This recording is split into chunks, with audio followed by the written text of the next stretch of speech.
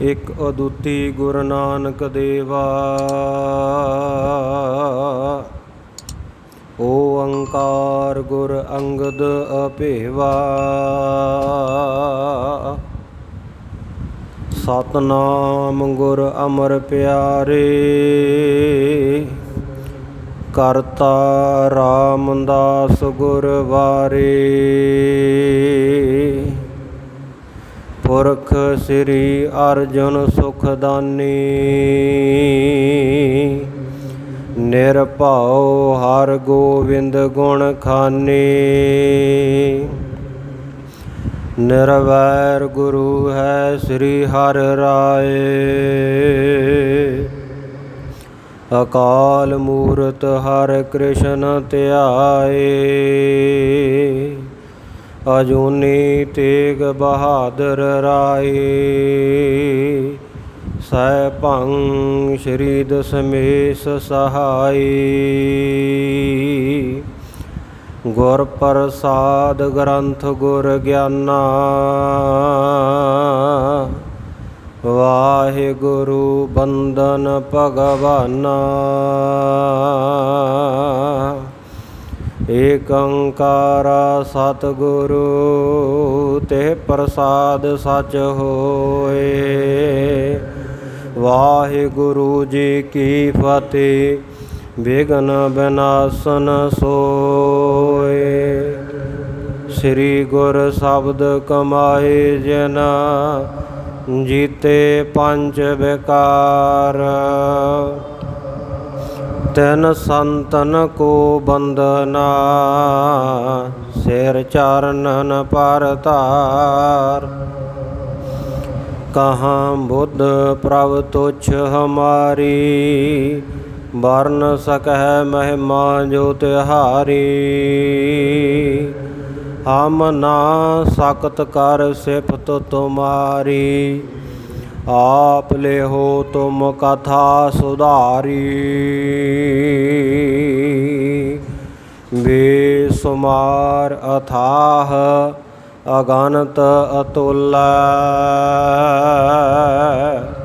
ਜੋ ਬੁਲਾਵਹੁ ਤਿਉ ਨਾਨਕ ਦਾਸ ਬੋਲੇ।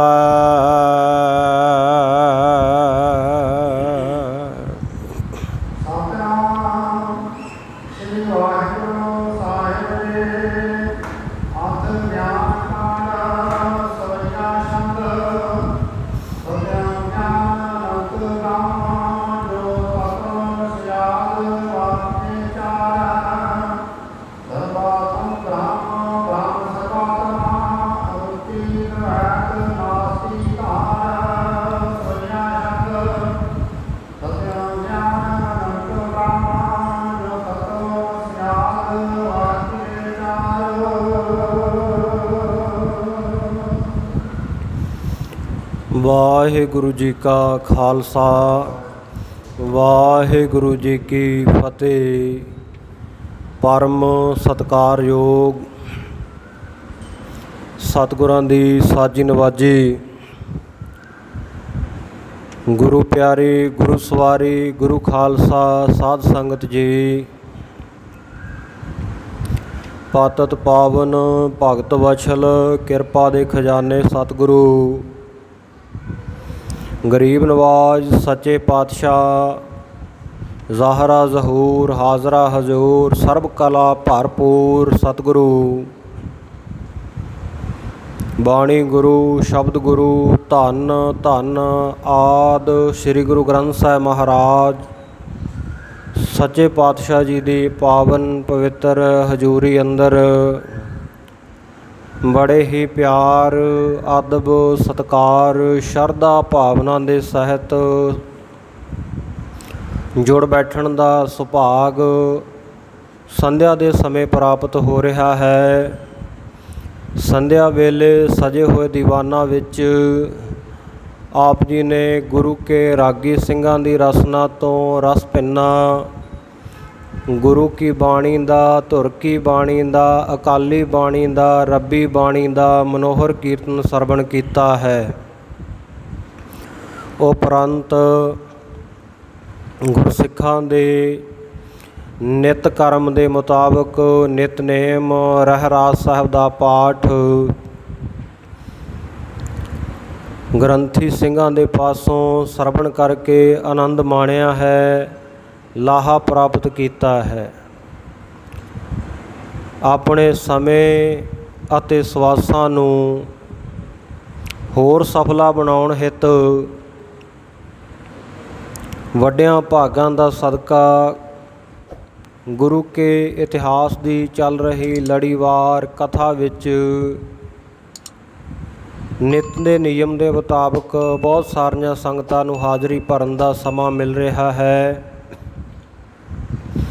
ਔਰ ਕਈ ਸੰਗਤਾਂ, ਕਈ ਸਰੋਤੇ ਨਵੇਂ ਵੀ ਗੁਰੂ ਚਰਨਾਂ ਵਿੱਚ ਜੁੜ ਬੈਠੇ ਹਨ।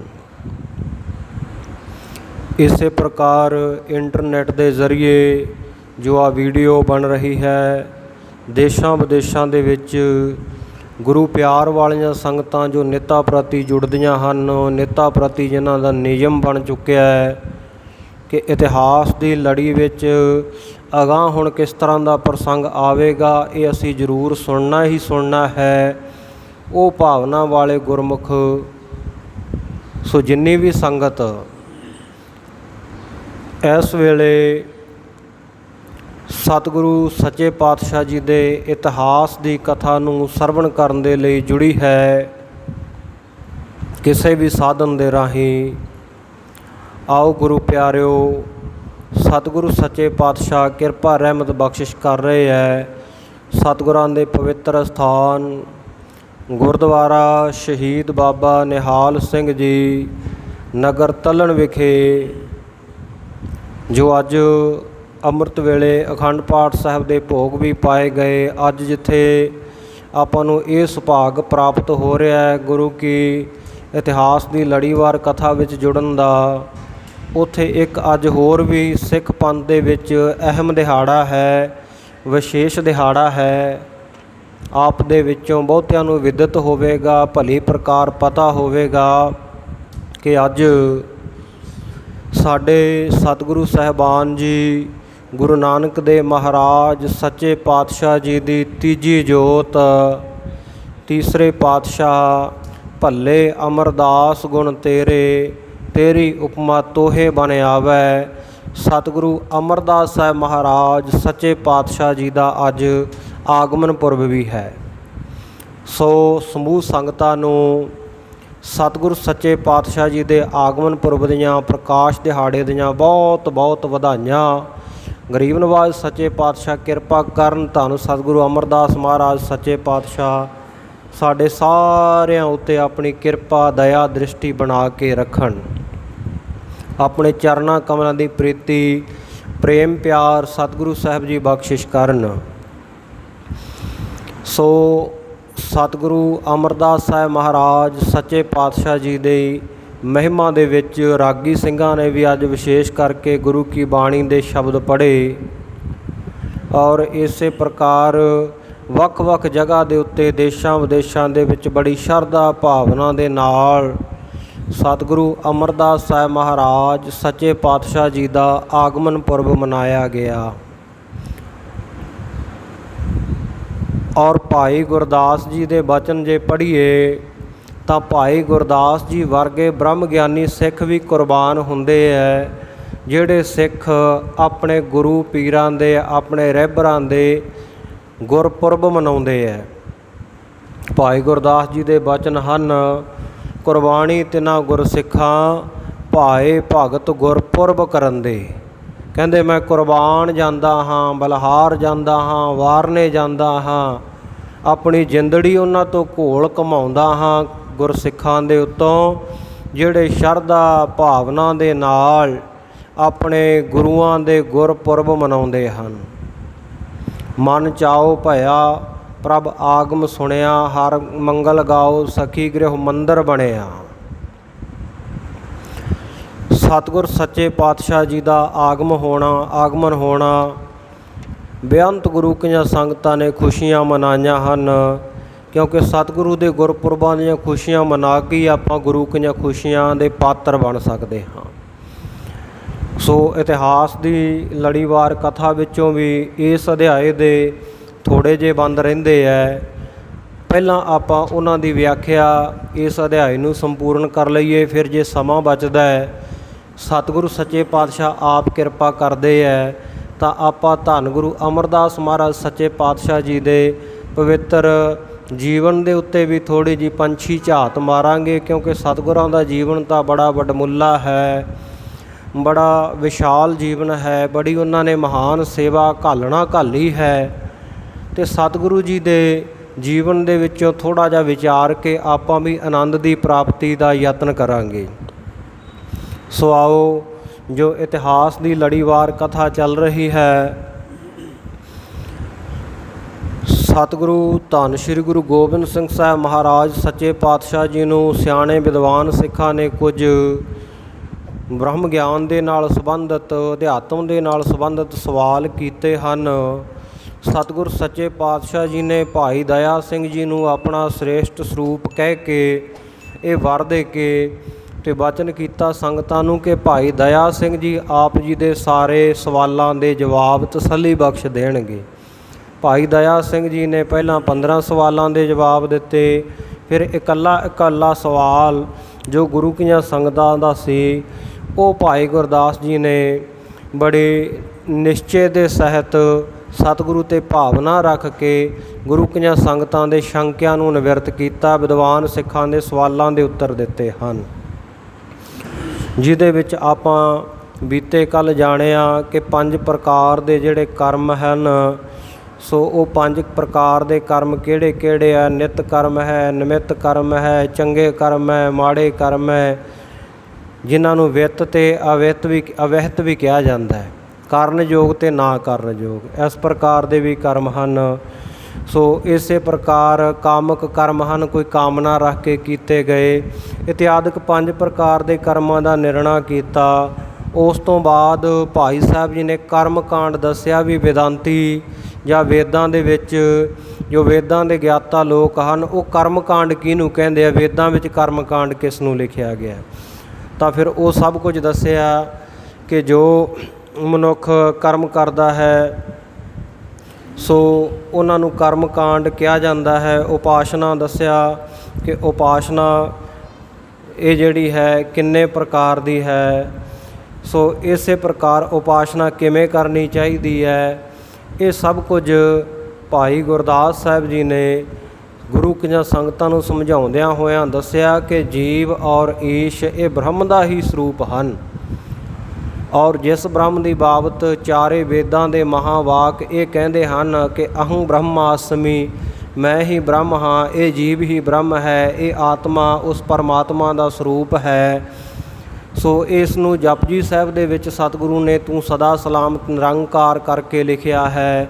ਸੁਣਿਆਂ ਦੀਆਂ ਪੌੜੀਆਂ, ਮੰਨਿਆਂ ਦੀਆਂ ਪੌੜੀਆਂ ਨਿਧਿਆਸਣ ਤੋਂ ਬਾਅਦ ਜੋ ਤੂੰ ਸਦਾ ਸਲਾਮਤ ਨਿਰੰਕਾਰ 4 ਵਾਰ ਸਤਿਗੁਰਾਂ ਨੇ ਆਖਿਆ, ਇਹਨਾਂ ਨੂੰ ਚਾਰੇ ਵੇਦਾਂ ਦਾ ਜੋ ਮਹਾਵਾਕ ਹੈ ਇੱਕ ਇੱਕ ਉਸੇ ਅਰਥ ਰੂਪ ਦੇ ਵਿੱਚ ਜਾਣੋ ਕਿ ਸਤਿਗੁਰੂ ਜੀ ਨੇ ਇੱਕ ਤੁਕ ਵਿੱਚ ਹੀ ਜੋ ਵੇਦਾਂ ਦੇ ਵਿੱਚ ਬਹੁਤ ਵਿਸ਼ਾਲਤਾ ਨਾਲ ਲਿਖਿਆ, ਸਤਿਗੁਰਾਂ ਨੇ ਕੁੱਜੇ ਵਿੱਚ ਸਮੁੰਦਰ ਬੰਦ ਕਰਕੇ ਇਹ ਗਿਆਨ ਅੱਗੇ ਗੁਰੂ ਕੀਆਂ ਸੰਗਤਾਂ ਨੂੰ ਬਖਸ਼ਿਸ਼ ਕਰ ਦਿੱਤਾ ਹੈ। ਸੋ ਇਸ ਪ੍ਰਕਾਰ ਭਾਈ ਦਇਆ ਸਿੰਘ ਜੀ ਨੇ ਗੁਰੂ ਕੀਆਂ ਸੰਗਤਾਂ ਦੇ ਬਹੁਤ ਸਾਰੇ ਸਵਾਲਾਂ ਦੇ, ਬਹੁਤ ਸਾਰੇ ਪ੍ਰਸ਼ਨਾਂ ਦੇ ਉੱਤਰ ਦਿੱਤੇ ਹੈ। ਜਿਵੇਂ ਵੇਦ ਦੇ ਵਿੱਚ 3 ਪ੍ਰਕਾਰ ਦੇ ਕਾਂਡ ਹਨ, 3 ਪ੍ਰਕਾਰ ਦੇ ਭਾਗ ਹਨ ਵੇਦ ਦੇ। ਇੱਕ ਪਹਿਲਾ ਜੋ ਹੈ ਕਰਮ ਕਾਂਡ ਹੈ, ਵੇਦਾਂ ਦਾ ਬਹੁਤ ਸਾਰਾ ਹਿੱਸਾ 80,000 ਜਿਹੜਾ ਸ਼ਲੋਕ ਆ ਨਾ, ਇਹ ਕਰਮ ਕਾਂਡ ਦਾ ਹੀ ਲਿਖਿਆ ਵੀ ਮਨੁੱਖ ਨੂੰ ਕਿਸ ਤਰ੍ਹਾਂ ਦੀ ਪੂਜਾ ਉਪਾਸਨਾ ਕਰਮ ਕਾਂਡ ਕਰਨੇ ਚਾਹੀਦੇ ਹੈ। ਸੋ ਇਸ ਪ੍ਰਕਾਰ ਦੂਸਰਾ ਜਿਹੜਾ ਕਾਂਡ ਹੈ ਉਹ ਉਪਾਸਨਾ ਕਾਂਡ ਹੈ। ਸੋ ਇਹ ਉਪਾਸਨਾ ਦੀ ਬਾਬਤ 16 ਲੱਖ, ਸੋ ਇਸ ਪ੍ਰਕਾਰ ਜਿਹੜੀ ਇਹ ਗਿਣਤੀ ਆਉਂਦੀ ਹੈ, ਭਾਵ ਕਰਮ ਕਾਂਡ ਤੋਂ ਬਹੁਤ ਥੋੜ੍ਹਾ ਹਿੱਸਾ ਇਹ ਉਪਾਸਨਾ ਦਾ ਲਿਖਿਆ ਹੋਇਆ ਹੈ। ਅਤੇ ਇਸੇ ਪ੍ਰਕਾਰ ਗਿਆਨ ਕਾਂਡ ਹੈ ਜਿਹੜਾ ਕਿ ਵੇਦਾਂ ਦਾ ਆਖਰੀ ਭਾਗ ਹੈ, ਜਿਨ੍ਹਾਂ ਨੂੰ ਉਪਨਿਸ਼ਦਾਂ ਵੀ ਕਿਹਾ ਜਾਂਦਾ ਹੈ। ਵੇਦਾਂ ਦਾ ਅੰਤਲਾ ਭਾਗ ਹੋਣ ਕਰਕੇ ਵੇਦ ਅੰਤ ਵੇਦਾਂਤ ਵੀ ਕਿਹਾ ਜਾਂਦਾ ਹੈ, ਜਿਹਦੇ ਵਿੱਚ ਨਿਰੋਲ ਗਿਆਨ ਹੈ, ਆਤਮਾ ਅਤੇ ਪਰਮਾਤਮਾ ਦੇ ਮੇਲ ਦੀ ਗੱਲ ਹੈ। ਸੋ ਇਹਨੂੰ ਗਿਆਨ ਕਾਂਡ ਆਖਿਆ ਜਾਂਦਾ ਹੈ। ਅੱਜ ਭਾਈ ਦਇਆ ਸਿੰਘ ਜੀ ਇਹ ਗਿਆਨ ਕਾਂਡ ਦੇ ਬਾਬਤ ਖੋਲ੍ਹ ਕੇ ਦੱਸਣਗੇ ਕਿ ਗਿਆਨ ਕਾਂਡ ਕੀ ਹੈ, ਔਰ ਵੇਦਾਂ ਦੇ ਅੰਤਲੇ ਅਧਿਆਇਆਂ ਦੇ ਵਿੱਚ, ਅੰਤਲੇ ਭਾਗ ਵਿੱਚ, ਅੰਤਲੇ ਕਾਂਡ ਵਿੱਚ, ਗਿਆਨ ਕਾਂਡ ਵਿੱਚ ਕੀ ਕੁਝ ਕਰਨ ਨੂੰ ਕਿਹਾ ਗਿਆ ਹੈ, ਔਰ ਗੁਰਮਤਿ ਇਸ ਦੇ ਬਾਬਤ ਕੀ ਕਹਿੰਦੀ ਹੈ, ਗੁਰਮਤਿ ਦਾ ਨਿਰਣਾ ਕੀ ਹੈ। ਆਓ ਬੜੇ ਪਿਆਰ ਦੇ ਨਾਲ ਮਨ ਬਿਰਤੀਆਂ ਨੂੰ ਇਕਾਗਰ ਕਰਕੇ ਸਰਵਣ ਕਰੀਏ ਜੀ।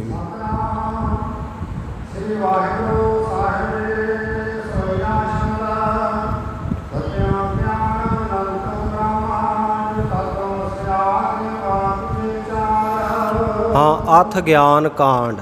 ਅਥ ਨਾਮ ਹੈ ਹੁਣ ਦਾ। ਹੁਣ ਗਿਆਨ ਕਾਂਡ ਦਾ ਵਰਣਨ ਕਰਦੇ ਹੈ। ਸਵਈਆ ਛੰਦ, ਇਹ ਚਾਲ ਹੈ ਕਵਿਤਾ ਦੀ, ਛੰਦਾਬੰਦੀ ਦੀ, ਔਰ ਕਹਿ ਰਹੇ ਨੇ ਕਿ ਸਤਯੰ ਗਿਆਨ ਮਨੰਤੰ ਬ੍ਰਹਮ, ਕਿ ਜੋ ਬ੍ਰਹਮ ਹੈ ਉਹ ਸਤ ਹੈ, ਉਹਦਾ ਕਦੇ ਵੀ ਨਾਸ਼ ਨਹੀਂ ਹੁੰਦਾ। ਤਿੰਨਾਂ ਕਾਲਾਂ ਵਿੱਚ ਹੀ ਜੋ ਕਦੇ ਖਤਮ ਨਾ ਹੋਵੇ, ਨਾਸ਼ ਨਾ ਹੋਵੇ, ਉਹਨੂੰ ਸਤ ਕਿਹਾ ਜਾਂਦਾ ਹੈ। ਅਤੇ ਸਤ ਕੇਵਲ ਇੱਕ ਪਾਰ ਬ੍ਰਹਮ ਪਰਮੇਸ਼ਰ ਹੈ, ਇੱਕ ਬ੍ਰਹਮ ਹੈ। ਕਹਿੰਦੇ ਸਤਯੰ, ਉਹ ਸਤ ਸਰੂਪ ਹੈ। ਇਸੇ ਤਰ੍ਹਾਂ ਗਿਆਨ, ਗਿਆਨ ਦਾ ਸਰੂਪ ਹੈ। ਮਨੰਤੰ, ਅਨੰਤ ਹੈ, ਅੰਤ ਤੋਂ ਰਹਿਤ ਹੈ ਜਿਹੜਾ ਬ੍ਰਹਮ। ਤਤਵਮਸਿਆਦ, ਵਾਕਿਆ ਜੇ ਚਾਰ, ਤਤਤਵਮਸੀ ਇਤਿਆਦਿਕ ਜਿਹੜੇ ਚਾਰ ਵਾਕ ਹਨ ਵੇਦਾਂ ਦੇ, ਜਿਹਦਾ ਭਾਵ ਹੈ ਕਿ ਇਹ ਜੀਵ ਹੀ ਬ੍ਰਹਮ ਹੈ, ਇਹ ਜੀਵਾਤਮਾ ਹੀ ਪਰਮਾਤਮਾ ਦਾ ਸਰੂਪ ਹੈ। ਇਤਿਆਦਿਕ ਜਿਹੜੇ ਚਾਰ ਵਾਕ ਹਨ।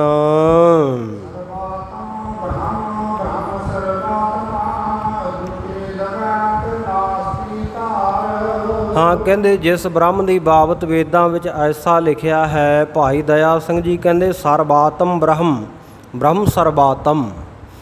ਕਹਿੰਦੇ ਸਰਬਾਤਮ ਬ੍ਰਹਮ, ਸਾਰਿਆਂ ਦੇ ਵਿੱਚ ਜੋ ਆਤਮਾ ਰੂਪ ਹੋ ਕੇ ਬਿਰਾਜ ਰਿਹਾ, ਕਹਿੰਦੇ ਉਹ ਬ੍ਰਹਮ ਹੈ। ਔਰ ਇਸੇ ਪ੍ਰਕਾਰ ਜੋ ਬ੍ਰਹਮ ਸਰਬਾਤਮ, ਜਿਹੜਾ ਬ੍ਰਹਮ ਹੈ, ਸਰਬਾਤਮ ਬ੍ਰਹਮ ਹੈ, ਸਾਰਿਆਂ ਵਿੱਚ ਜੋ ਆਤਮਾ ਉਹ ਬ੍ਰਹਮ ਹੈ, ਅਤੇ ਜੋ ਬ੍ਰਹਮ ਹੈ ਉਹ ਸਾਰਿਆਂ ਵਿੱਚ ਆਤਮਾ ਰੂਪ ਹੋ ਕੇ ਬਿਰਾਜ ਰਿਹਾ ਹੈ। ਸਾਰਿਆਂ ਵਿੱਚ ਆਤਮਾ ਰੂਪ ਹੋ ਕੇ ਵੀ ਬ੍ਰਹਮ ਹੈ, ਅਤੇ ਸਾਰਿਆਂ ਦਾ ਆਤਮਾ ਦਾ ਜਿਹੜਾ ਧੁਰਾ ਹੈ, ਜਿਸ ਦਾ ਇਹ ਆਤਮਾ ਅੰਸ਼ ਹੈ, ਉਹ ਵੀ ਬ੍ਰਹਮ ਹੈ। ਇਸ ਪ੍ਰਕਾਰ ਇਕਜੁੱਟਤਾ, ਏਕਤਾ ਦਿਖਾ ਰਹੇ ਹਨ। ਅਦੁੱਤੀ ਦਵੈਤ ਨਾਸਤੀ ਧਾਰ, ਕਹਿੰਦੇ ਉਹ ਬ੍ਰਹਮ ਕੈਸਾ ਹੈ, ਉਹ ਅਦੁੱਤੀ ਹੈ। ਅਦੁੱਤੀ ਉਸ ਵਸਤੂ ਨੂੰ ਕਹਿੰਦੇ ਆ ਗੁਰਮੁਖੋ ਜਿਹਦੇ ਤੁੱਲ ਕੋਈ ਹੋਰ ਨਾ ਹੋਵੇ, ਜਿਹਦੇ ਵਰਗਾ ਕੋਈ ਹੋਰ ਨਾ ਹੋਵੇ, ਉਹਨੂੰ ਅਦੁੱਤੀ ਕਹਿੰਦੇ ਆ। ਜਿਵੇਂ ਆਪਾਂ ਸਤਿਗੁਰੂ ਨਾਨਕ ਦੇਵ ਮਹਾਰਾਜ ਸੱਚੇ ਪਾਤਸ਼ਾਹ ਦੀ ਮਹਿਮਾ ਵਰਣਨ ਕਰਨ ਲੱਗਿਆ ਕਹਿੰਦੇ ਆ ਨਾ, ਇੱਕ ਅਦੁੱਤੀ ਗੁਰੂ ਨਾਨਕ ਦੇਵਾ, ਓੰਕਾਰ ਗੁਰ ਅੰਗਦ ਅਭੇਵਾ। ਕਿਉਂਕਿ ਗੁਰੂ ਨਾਨਕ ਵਰਗਾ ਕੋਈ ਹੋਰ ਗੁਰੂ ਹੋ ਸਕਦਾ ਭਾਈ? ਕਦੇ ਵੀ ਨਹੀਂ ਹੋ ਸਕਦਾ। ਇਸ ਕਰਕੇ ਗੁਰੂ ਨਾਨਕ ਅਦੁੱਤੀ ਹੈ, ਕਿਉਂਕਿ ਉਹ ਪਾਰ ਬ੍ਰਹਮ ਪਰਮੇਸ਼ਰ ਹੈ। ਪਾਰ ਬ੍ਰਹਮ ਪਰਮੇਸ਼ਰ ਹੀ ਗੁਰੂ ਪਰਮੇਸ਼ਰ ਹੋ ਕੇ ਸਾਧ ਰੂਪ ਆਪਣਾ ਤਨ ਧਾਰਿਆ। ਸਤਿਗੁਰੂ ਨਾਨਕ ਦੇਵ ਮਹਾਰਾਜ ਸੱਚੇ ਪਾਤਸ਼ਾਹ ਉਹ ਪਰਮੇਸ਼ਰ ਸਰੂਪ ਹੀ ਇਸ ਸੰਸਾਰ ਦੇ ਉੱਤੇ ਆਏ ਹਨ। ਆਪ ਨਾਰਾਇਣ ਕਲਾ ਧਾਰ ਜਗ ਮਹਿ ਪਰਵਰਿਓ। ਨਾਰਾਇਣ ਜਿਹਦੇ ਵਿੱਚ ਨਹੀਂ ਹੈ ਅਵਿਦਿਆ ਰੂਪੀ ਰਾਤ, ਉਹ ਪਾਰ ਬ੍ਰਹਮ ਪਰਮੇਸ਼ਰ ਆਪ ਹੀ ਗੁਰੂ ਨਾਨਕ ਸਰੂਪ ਧਾਰਨ ਕਰਕੇ ਆਏ। ਇਸ ਕਰਕੇ ਗੁਰੂ ਨਾਨਕ ਵਰਗਾ ਕੋਈ ਹੋਰ ਗੁਰੂ ਨਾਨਕ ਹੋਣਾ ਇਹ ਮੁਸ਼ਕਿਲ ਬਾਤ ਹੈ, ਅਸੰਭਵ ਬਾਤ ਹੈ, ਨਾਮੁਮਕਿਨ ਹੈ, ਕਦਾਚਿਤ ਹੋ ਹੀ ਨਹੀਂ ਸਕਦਾ।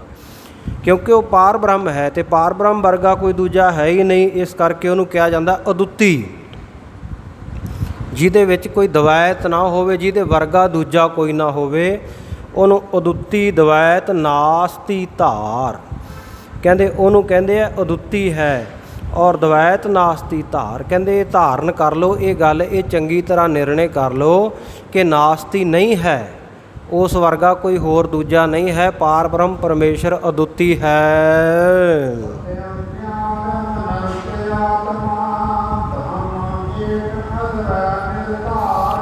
ਇਸੇ ਪ੍ਰਕਾਰ ਉਸ ਪਰਮਾਤਮਾ ਦਾ ਹੀ ਸਰੂਪ ਅੰਸ਼ ਲੈ ਕੇ ਜੋ ਆਤਮਾ ਬਣਿਆ ਹੈ, ਇਹ ਵੀ ਸਤਯੰ ਸਤ ਹੈ, ਗਿਆਨੰ ਗਿਆਨ ਸਰੂਪ ਹੈ, ਔਰ ਮਨੰਤ ਇਹ ਕਹਿੰਦੇ ਅਨੰਤ ਹੈ, ਅੰਤ ਤੋਂ ਰਹਿਤ ਹੈ। ਆਤਮਾ ਦਾ ਵੀ ਅੰਤ ਨਹੀਂ ਹੈ, ਬ੍ਰਹਮ ਦਾ ਵੀ ਅੰਤ ਨਹੀਂ ਹੈ, ਔਰ ਏਕ ਅਦਵੈ ਨਿਰਾਧਾਰ। ਅਤੇ ਜਿਹੜੀ ਆਤਮਾ ਹੈ ਇਹ ਵੀ ਦਵੈਤ ਤੋਂ ਰਹਿਤ ਹੈ, ਕਿਉਂਕਿ ਇੱਕੋ ਹੀ ਆਤਮਾ ਨਾ ਸਾਰਿਆਂ ਵਿੱਚ, ਇੱਕ ਇੱਕ ਆਤਮਾ ਹੀ ਹੈ ਨਾ, ਦੂਸਰੀ ਆਤਮਾ ਤਾਂ ਨਹੀਂ। ਜਿਵੇਂ ਬ੍ਰਹਮ ਇੱਕ ਹੈ ਉਸੇ ਤਰ੍ਹਾਂ ਆਤਮਾ ਇੱਕ ਹੈ, ਔਰ ਬ੍ਰਹਮ ਅਤੇ ਆਤਮਾ ਇਹ ਇੱਕੋ ਹੀ ਸਰੂਪ ਹਨ, ਇਹਨਾਂ ਵਿੱਚ ਕੋਈ ਦਵੈਤ ਨਹੀਂ ਹੈ। ਇਸ ਪ੍ਰਕਾਰ ਕਰਕੇ ਕਹਿੰਦੇ ਨਿਰਧਾਰ, ਇਸ ਗੱਲ ਨੂੰ ਨਿਰਣਾ ਕਰਕੇ ਧਾਰਨ ਕਰੋ।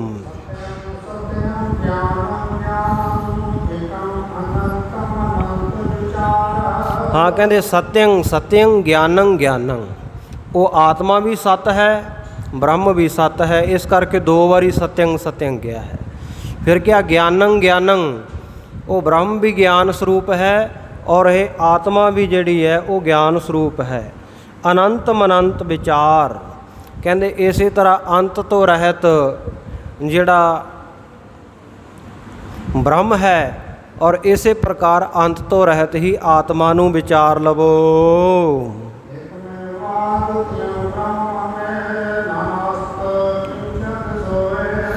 ਹਾਂ ਕਹਿੰਦੇ ਇਸੇ ਪ੍ਰਕਾਰ ਕਹਿੰਦੇ ਜਿਹੜਾ ਬ੍ਰਹਮ ਹੈ ਉਹਦੇ ਵਰਗਾ ਕੋਈ ਦੂਜਾ ਨਹੀਂ ਹੈ। ਇਹਨੂੰ ਕਹਿੰਦੇ ਇੱਕ ਮੇਵਾਦ, ਇੱਕ ਮੇਵਣਾ ਹੁੰਦਾ ਮਿਣਤੀ ਕਰਨਾ। ਕਹਿੰਦੇ ਇਹਨੂੰ ਇਉਂ ਮਿਣ ਲਓ, ਇਉਂ ਸਮਝ ਲਓ, ਇਉਂ ਲਿਖ ਲਓ, ਇਉਂ ਜਾਣ ਲਓ ਕਿ ਇੱਕ ਮੇਵਾ ਦੁਤੀਯੰ ਬ੍ਰਹਮੰ ਨੇਹ ਨਾਨਾ ਸਤ ਕਿੰਚਨ ਸੋਏ। ਕਹਿੰਦੇ ਜਿਹੜਾ ਬ੍ਰਹਮ ਹੈ ਉਹ ਇੱਕ ਅਦੁੱਤੀ ਹੈ, ਇੱਕੋ ਹੀ ਹੈ, ਉਹਦੇ ਵਰਗਾ ਕੋਈ ਦੂਜਾ ਨਹੀਂ ਹੈ। ਉਹਦੇ ਵਿੱਚ ਨਾਨਾਪੁਣਾ ਨਹੀਂ ਹੈ। ਨਾਨਾ ਸਤ ਕਿੰਚਨ ਸੋਏ, ਨਾਨਾ ਅਸਤ ਨਹੀਂ ਹੈ ਹੋਰ ਕੋਈ। ਨਾਨਾ ਕਹਿੰਦੇ ਆ ਬਹੁ ਪ੍ਰਕਾਰ ਨੂੰ, ਗੁਰਬਾਣੀ ਵਿੱਚ ਇਤਿਹਾਸ ਵਿੱਚ ਆਪਾਂ ਇਹ ਆਮ ਹੀ ਸ਼ਬਦ ਵਰਤਦੇ ਹਾਂ, ਨਾਨਾ ਪ੍ਰਕਾਰ। ਸੋ ਨਾਨਾ ਸ਼ਬਦ ਹੈ ਬਹੁ ਗਿਣਤੀ ਦਾ। ਉਹ ਬ੍ਰਹਮ ਜਿਹੜਾ ਹੈ ਉਹ ਬਹੁ ਪ੍ਰਕਾਰ ਦਾ ਨਹੀਂ, ਉਹਦੇ ਵਰਗਾ ਹੋਰ ਕੋਈ ਨਹੀਂ। ਜਦੋਂ ਸਿੱਧਾਂ ਨੇ ਸਤਿਗੁਰੂ ਨਾਨਕ ਦੇਵ ਮਹਾਰਾਜ ਸੱਚੇ ਪਾਤਸ਼ਾਹ ਜੀ ਨੂੰ ਸਵਾਲ ਕੀਤਾ, ਕਹਿੰਦੇ ਮਹਾਰਾਜ ਸੱਚੇ ਪਾਤਸ਼ਾਹ, ਕਹਿੰਦੇ ਰੱਬ ਪਰਮੇਸ਼ਰ ਜਾਂ ਨਿਰੰਕਾਰ ਜੋ ਹੈ, ਕਹਿੰਦੇ ਕਦੇ ਐਸਾ ਵੀ ਹੋਇਆ ਵੀ ਉਹ ਕੋਈ ਕਾਰਜ ਨਾ ਕਰ ਸਕਿਆ ਹੋਵੇ, ਉਹਦੇ ਤੋਂ ਕੋਈ ਕੰਮ ਨਾ ਹੋਇਆ ਹੋਵੇ, ਕੋਈ ਕੰਮ ਰਹਿ ਗਿਆ ਹੋਵੇ? ਤਾਂ ਸਤਿਗੁਰੂ ਨਾਨਕ ਦੇਵ ਮਹਾਰਾਜ ਸੱਚੇ ਪਾਤਸ਼ਾਹ ਸਿੱਧਾਂ ਨੂੰ ਕਹਿਣ ਲੱਗੇ, ਕਹਿੰਦੇ ਸਿੱਧ ਜੀ ਹਾਂ, ਕਹਿੰਦੇ ਪਰਮਾਤਮਾ ਤੋਂ ਇੱਕ ਕੰਮ ਨਹੀਂ ਹੋਇਆ, ਬਾਕੀ ਉਹਨੇ ਸਾਰੇ ਕੰਮ ਕਰ ਦਿੱਤੇ। ਹਰ ਕੰਮ ਉਹ ਕਰ ਸਕਦਾ ਹੈ, ਅਤੇ ਕਹਿੰਦੇ ਨਾ ਹੀ ਉਹ ਕੰਮ ਪਰਮਾਤਮਾ ਤੋਂ ਹੋਣਾ। ਸਿੱਧ ਬੜੇ ਹੈਰਾਨ ਹੋਏ ਵੀ ਪਰਮਾਤਮਾ ਜਿਹੜਾ ਐਡਾ ਅਪਰੰਪਾਰ ਹੈ, ਜਿਹਨੇ ਇੰਨੀਆਂ ਸ੍ਰਿਸ਼ਟੀਆਂ ਸਾਜ ਦਿੱਤੀਆਂ, ਇੰਨੇ ਲੋਕ ਸਾਜ ਦਿੱਤੇ, ਵੀ ਉਹ ਪਰਮਾਤਮਾ ਤੋਂ, ਰੱਬ ਤੋਂ ਕਿਹੜਾ ਕਾਰਜ ਹੈ ਜਿਹੜਾ ਹੋਣ ਵਾਲਾ ਰਹਿ ਗਿਆ? ਕਹਿਣ ਲੱਗੇ ਮਹਾਰਾਜ ਸਾਨੂੰ ਫਿਰ ਇਹਦੇ ਬਾਰੇ ਜਾਣਕਾਰੀ ਦਿਓ ਵੀ ਰੱਬ ਤੋਂ ਕਿਹੜਾ ਕਾਰਜ ਹੈ ਜਿਹੜਾ ਨਹੀਂ ਹੋ ਸਕਿਆ, ਰਹਿ ਗਿਆ। ਤਾਂ ਸਤਿਗੁਰੂ ਨਾਨਕ ਦੇਵ ਮਹਾਰਾਜ ਸੱਚੇ ਪਾਤਸ਼ਾਹ ਉਸ ਵੇਲੇ ਕਹਿਣ ਲੱਗੇ, ਕਹਿੰਦੇ ਭਾਈ ਰੱਬ ਨੇ ਸਾਰੇ ਕਾਰਜ ਕਰ ਦਿੱਤੇ ਹੈ, ਪਰ ਕਹਿੰਦੇ ਇੱਕ ਕਾਰਜ ਰਹਿ ਗਿਆ। ਉਹ ਕੀ? ਕਹਿੰਦੇ ਉਹ ਆਪਣੇ ਵਰਗਾ ਹੋਰ ਰੱਬ ਨਹੀਂ ਬਣਾ ਸਕਿਆ। ਆਖੋ ਸਤਿਨਾਮ ਸ਼੍ਰੀ ਵਾਹਿਗੁਰੂ। ਆਪਣੇ ਵਰਗਾ ਰੱਬ ਨਹੀਂ ਬਣਾ ਸਕਿਆ ਅਤੇ ਨਾ ਹੀ ਬਣਾ ਸਕਦਾ, ਕਿਉਂਕਿ ਉਹਦੇ ਵਰਗਾ ਹੋਰ ਕੋਈ ਹੈ ਹੀ ਨਹੀਂ। ਇਸ ਕਰਕੇ ਉਹਦੇ ਵਿੱਚ ਨਾਨਾ ਪ੍ਰਕਾਰ ਦੀ ਕੋਈ ਵਸਤੂ ਨਹੀਂ ਹੈ, ਉਹਦਾ ਜਿਹੜਾ ਕੋਈ ਦਵੈਤ ਭਾਵ ਨਹੀਂ ਹੈ। ਨਾਨਾ ਅਸਤ ਕਿੰਚਨ ਸੋਏ, ਕਿੰਚਿਤ ਮਾਤਰ ਵੀ, ਰਤੀ ਮਾਤਰ ਵੀ ਇਹ ਖਿਆਲ ਨਹੀਂ ਕੀਤਾ ਜਾ ਸਕਦਾ ਵੀ ਉਹਦੇ ਵਰਗਾ ਹੋਰ ਹੋ ਸਕਦਾ। ਇਸ ਕਰਕੇ ਉਹ ਰੱਬ ਵਰਗਾ, ਪਾਰ ਬ੍ਰਹਮ ਪਰਮੇਸ਼ਰ ਵਰਗਾ ਕੋਈ ਹੋਰ ਨਹੀਂ ਹੈ। ਏਕ ਬ੍ਰਹਮੰ ਦੁਤੀਆ ਨਾਸਤੀ, ਇੱਕੋ ਹੀ ਬ੍ਰਹਮ ਹੈ, ਬਾਕੀ ਤਾਂ ਸਭ ਕੁਝ ਨਾਸ਼ ਹੋਣ ਵਾਲਾ ਹੈ। ਇੱਕ ਪਾਰ ਬ੍ਰਹਮ ਪਰਮੇਸ਼ਰ ਹੈ ਜਿਹਦੇ ਵਰਗਾ ਹੋਰ ਕੋਈ ਨਹੀਂ।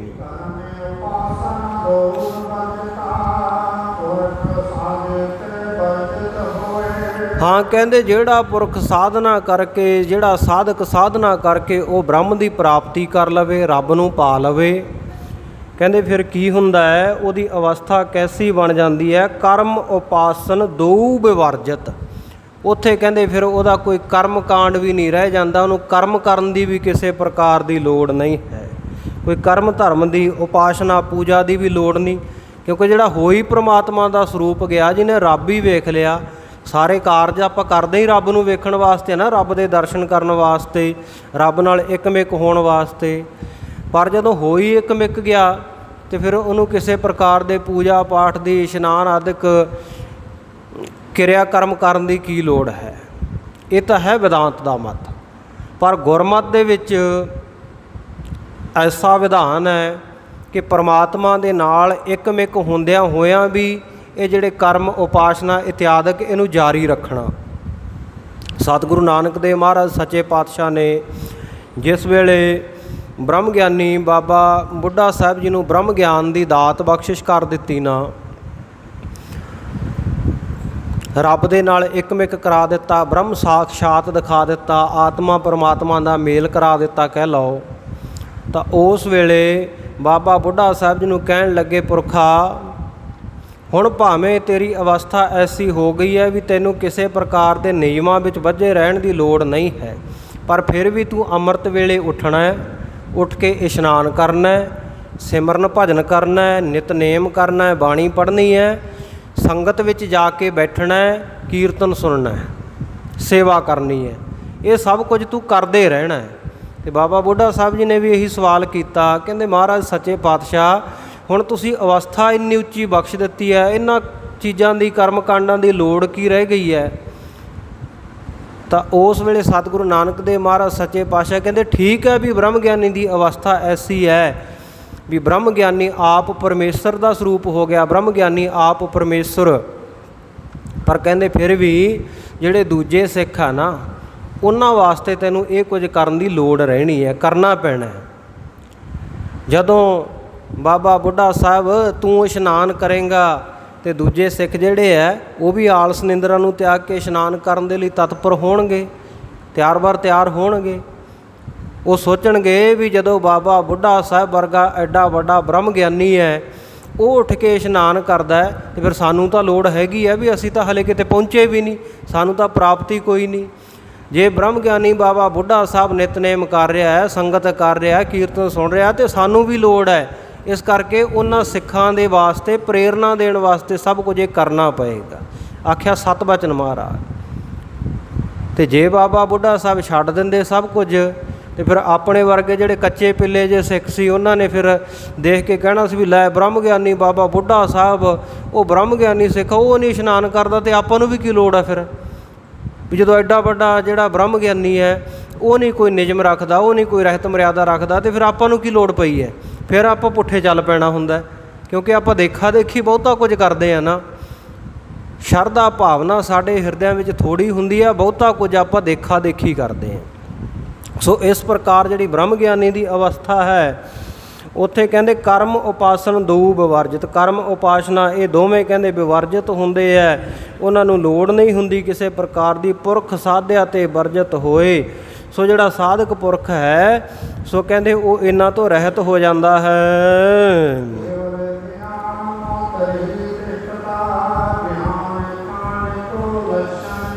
ਹਾਂ ਕਹਿੰਦੇ ਗਿਆਨ ਕਾਂਡ ਕੀ ਹੈ, ਗਿਆਨ ਕਾਂਡ ਦੇ ਗਿਆਨ ਦੇ ਭਾਗ ਦੇ ਲੱਛਣ ਕੀ ਹੈ। ਕਹਿੰਦੇ ਉਸ ਵੇਲੇ ਕੇਵਲ ਗਿਆਨ ਮਾਤਰ ਹੀ ਤ੍ਰਿਸ਼ਟਤ, ਕੇਵਲ ਗਿਆਨ ਮਾਤਰ ਹੀ ਰਹਿ ਜਾਂਦਾ ਹੈ, ਸਿਰਫ ਗਿਆਨ, ਪੂਰਨ ਗਿਆਨ ਹੀ ਬ੍ਰਹਮ ਗਿਆਨ ਹੋ ਜਾਂਦਾ, ਜਿਹਨੂੰ ਬ੍ਰਹਮ ਗਿਆਨੀ ਦੀ ਅਵਸਥਾ ਕਹਿੰਦੇ ਹੈ। ਕੇਵਲ ਗਿਆਨ ਹੀ ਰਹਿ ਜਾਂਦਾ ਹੈ ਪਾਸ। ਔਰ ਇਸ ਪ੍ਰਕਾਰ ਕਹਿੰਦੇ ਇਹ ਗਿਆਨ ਕਾਂਡ ਦੇ ਲੱਛਣ ਹਨ।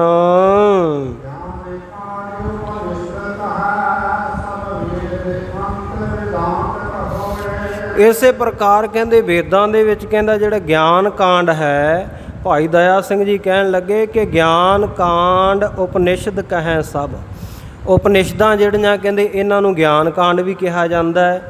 ਔਰ ਵੇਦ ਅੰਤ ਵੇਦਾਂਤਕ ਹੋਏ, ਵੇਦਾਂ ਦਾ ਕਹਿੰਦੇ ਜਦੋਂ ਅੰਤ ਹੁੰਦਾ ਹੈ, ਵੇਦਾਂ ਦਾ ਅੰਤਲਾ ਭਾਗ ਹੈ, ਇਹਨੂੰ ਵੇਦਾਂਤ ਵੀ ਕਿਹਾ ਜਾਂਦਾ ਹੈ।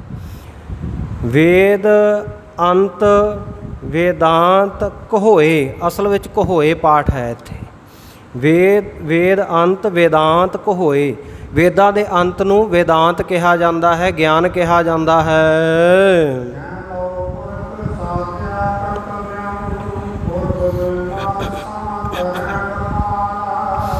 ਕਹਿੰਦੇ ਜਹ ਲਓ ਜਿੱਥੋਂ ਤੱਕ ਕਹਿੰਦੇ ਪੁਰਖ ਸਾਧੈ ਕਰਤੱਵਯੰ, ਜਿੱਥੋਂ ਤੱਕ ਕਹਿੰਦੇ ਪੁਰਖਾਂ ਦੇ ਸਾਧਣੇ ਯੋਗ ਜਿਹੜੇ ਕਰਤੱਵ ਲਿਖੇ ਹਨ ਉਸ ਨੂੰ ਪੂਰਬ ਮੀਮਾਂਸਾ ਕਿਹਾ ਜਾਂਦਾ ਹੈ।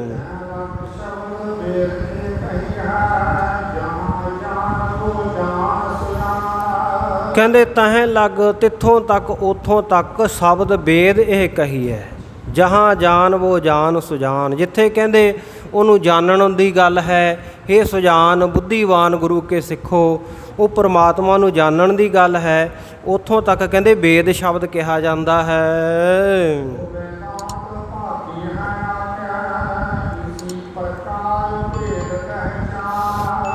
सो कहते वो जिहड़ा वेदांत है वो इस प्रकार आख्या जाता है। सो वेदांत भाखीआ आखै। वेदां की जिहड़ी भाषा है या वेदां नूं भाखण वाले कथन करन वाले कहते उन्होंने वेदांत कहते हैं। इसी प्रकार भेद पहचान, इसे प्रकार कहते जिहड़ा ज्ञान दी ब्रह्म ज्ञान की अवस्था तक पहुँच गया वो भी कहते ज्ञान कांड विच, जिवें कहते वेदां दा अंत हो जाता ज्ञान कांड दे उत्ते आके, उत्थे जाके कहते आत्मा का भी अंत हो जाता है, वो ब्रह्म दे विच लीन हो जाती है। कहते उस नूं वेदांत कहा जाता है।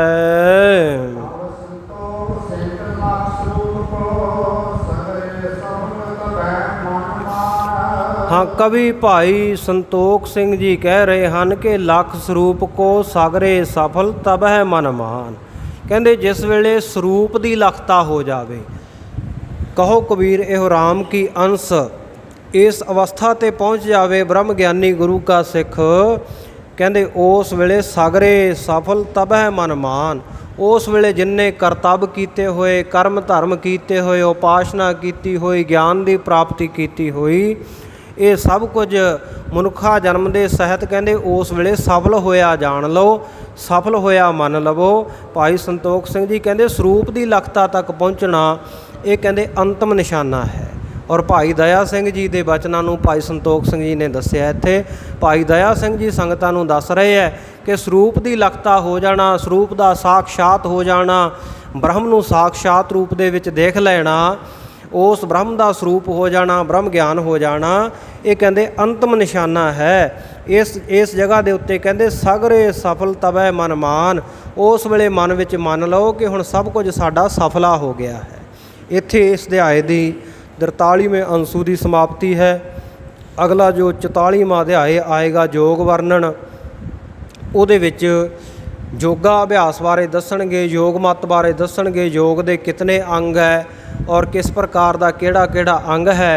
सो ये आपां कल विचारांगे। हुण थोड़ा जिहा समा आपां सतगुरु अमरदास साहिब महाराज सच्चे पातशाह जी का, क्योंकि अज गुरपुरब है, आपां सतगुरु जी की महिमा दे विच भी थोड़ा जिहा समा सतगुरां दे इस सरगुण स्वरूप की महिमा दे विच, तीजे स्वरूप की महिमा विच, भावें कि सारी कथा ही सतगुरां की महिमा है, इतिहास की कथा भी सतगुरां की महिमा है, क्योंकि दसे पातशाहियां वो इक्को स्वरूप है, इक्को जोत है। आपां भिन्न भिन्न करके नहीं वेखना कदे भी, पर फिर भी क्योंकि विशेष करके अज तीसरे पातशाह जी का सरीरक रूप दे विच इस मात लोक दे उत्ते आउणा, उन्हां दा आगमन होना, वो दिहाड़ा गुरपुरब है। सो सतगुरु अमरदास साहिब महाराज सच्चे पातशाह जिन्हां दी बाबत भट्टां ने बहुत सारे शरधा भावना दे नाल उन्हां दी उस्तत दे विच वचन लिखे हैं। घन हर बूंद बसो रोमावल, कुसम बसंत गनंत न आवै, रावसस किरण उदर सागर को, गंग तरंग अंत को पावै, रुद्र ध्यान ज्ञान सतगुर के, कब जन भल उन्हें जो गावै, भले अमरदास गुण तेरे, तेरी उपमा तोहे बन आवै। इस शब्द का जे आपां भाव अर्थ लईए, संखेप विच अर्थ विचार लईए, तो सतगुरु अमरदास साहिब महाराज सच्चे पातशाह जी की महिमा करते हुए भट्ट साहिबान कहते ने, कहते जदों बदल वरदा होवे, मोले धार मींह पै रहा होवे, कहते उस वेले जिहड़ियां बरखा दियां बूंदां उन्हां नूं गिणना बड़ा कठिन है, मुश्किल है, नामुमकिन है, गिणियां नहीं जा सकदियां। पर कहते ऐसा सबब बने भी कोई गिण लवे। घन हर बूंद, बदलों दियां जिहड़ियां बूंदां आकाश विचों डिग्गियां होईयां कणियां की कोई गिणती कर लवे। और बसो रोमावल, संसार के उत्ते जिन्नी बनस्पति है इनू सारी नू कोई गिण मिण लवे। और कुसम बसंत, बसंत रुत दे विच फुੱਲ किन्ने खिड़े हुए है, गनंत ना आवे, कहते इन्हां दी गिणती नहीं हो सकती। पर अगलियां तुकां विच दसणगे भी जे कोई गिण लवे। बरखा दियां बूंदां नूं नहीं गिणिया जा सकदा। संसार दे उत्ते बनस्पति दरख्त पौधे बूटे फल फुल किन्ने है, इन्हां नूं गिणिया नहीं जा सकदा। इसे प्रकार बसंत रुत दे विच फुੱਲਾਂ की गिणती नहीं हो सकती किन्ने खिड़े आ, क्योंकि उदों तां आ वट्टां डौलियां दे उत्ते, खालां खब्बियां दे उत्ते जो घाह हुंदा ना आड़ां दे उत्ते, उहदे विच भी फुੱਲ उगाउंदे आ, नदीनां दे उत्ते भी फुੱਲ उगाउंदे आ। बसंत दी रुत विच गिणती करनी मुश्किल है। कुसम बसंत गनंत न आवे। इसे प्रकार कहंदे रुद्र ध्यान ज्ञान सतगुर के, काब जन भल उन्हें जो गावै, रुद्र दा शिव जी का ध्यान वो किन्ने डूंघे ध्यान विच बैठा है, कहते गिणती मिणती नहीं हो सकती। इस प्रकार सतगुरु नूं गुरु नूं ज्ञान किन्ना है, उहदी कदे गिणती हो सकती? आप गुरु के ज्ञान का थाह पा सकते हैं, अंत पा सकते हैं? नहीं भाई, नहीं पाया जा सकता। कहते उहनूं भी नहीं मिणिया जा सकता। गिणती मिणती इन्हां सारियां वस्तुआं दी मैं संखेप करा नहीं हो सकती। पर काव जन भल उन्हें जो गावै, कवि जन कहते जेकर कहते कोई उन्हां नूं गा लवे, गिणती मिणती कर लवे इन्हां सब कासे दी। पर भले अमरदास गुण तेरे, हे भलियां दी कुल विच पैदा होने वाले सतगुरु अमरदास साहिब महाराज, तुहाडे गुण ऐने हैं कि उन्हां दी गिणती मिणती नहीं हो सकती। भले अमरदास गुण तेरे, तेरी उपमा तोहे बन आवे। तुहाडी उपमा ही नहीं, तुहानूं किसी चीज़ की उदाहरण नहीं दिती जा सकती भी सतगुरु अमरदास साहिब महाराज इहो जे है। तुहाडी उपमा तो तुहानूं ही बण आउंदी है, तुहाडी वडियाई तुहानूं बण आउंदी है। सो सतगुरु अमरदास साहिब महाराज सच्चे पातशाह, उन्हां दा अज पवित्र गुरपुरब है। पिता तेजभान जी के घर दे विच माता लक्ष्मी जी की कुखों, जिन्हां दा नाम रूप कौर भी इतिहास विच बासर के गिला नगर दे विच सतगुरु सच्चे पातशाह जी का आगमन होया। बचपन इस तरह भगती भाव दे विच बीतिया। बड़े संत सेवी सन, घर दे विचों लिया के पदार्थ आए गए साधु महात्मा की सेवा विच हाज़र कर देना। पर हैगे सन सरगुण उपासक। बहुत लंबी उम्र तक सतगुर सच्चे पातशाह जी तीर्थ अस्थानां दे उत्ते जांदे रहे। कुरुक्षेत्र दे उत्ते हर 6 महीनों बाद गंगा दे उत्ते सतगुर सच्चे पातशाह जी ने जाना। इस प्रकार सतगुर सच्चे पातशाह जी का विआह होया। 4 भरा सन। सतगुरु अमरदास साहिब महाराज वड्डे सन सारियां विचों, और बीबी मनसा देवी जी दे नाल सतगुर सच्चे पातशाह जी का विआह होया। सहुरे घर का नाम मनसा देवी सी। उस तरह नाम इतिहास दे विच एक दो होर भी नाम राम कौर या बीबी रामोज भी आउंदा है। सो खेमकरण विखे सतगुर सच्चे पातशाह जी की शादी इन्हां दे नाल होई। खेमकरण दे सन माता जी। घर दे विच 4 संतानां, 2 पुत्तर ते 2 पुत्रियां पैदा होईयां। बाबा मोहन जी, बाबा मोहरी जी, और इस प्रकार बीबी दानी जी ते बीबी भानी जी, ये 4 संतानां। ते सतगुर सच्चे पातशाह जी दे जिहड़े बाकी दे भरा सन, उन्हां दा भी विआह शादी होई। सतगुरु जी दे जिहड़े सतगुरां तो दूसरे भरा सन, छोटे दूजे नंबर ते, उन्हां दे घर दे विच सतगुरु अंगद देव महाराज सच्चे पातशाह जी की सुपुत्री बीबी अमरो जी विआहे होए सन, उन्हां दे पुत्तर नूं। सो रिश्ते विच बीबी अमरो जी सतगुरु जी दे नूंह लगदे सन बाबा अमरदास जी दे।